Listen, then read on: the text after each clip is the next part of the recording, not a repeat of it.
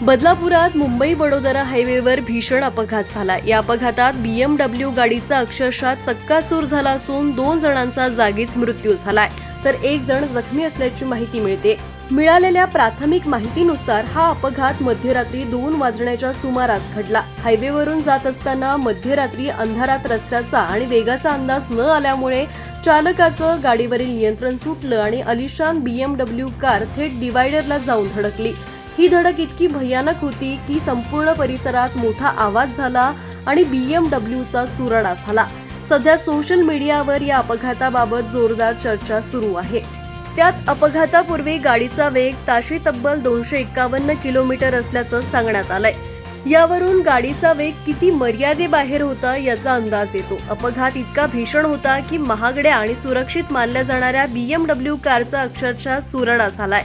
गाडीच्या इंजिनचे तुकडे तुकडे झाले असून हायवेवर जिकडे तिकडे गाडीचे अवशेष विखुरलेले पाहायला मिळतात। घटनास्थळावरील कारची अवस्था आणि विदारक दृश्य पाहून अंगावर काटा आल्याशिवाय राहत नाही।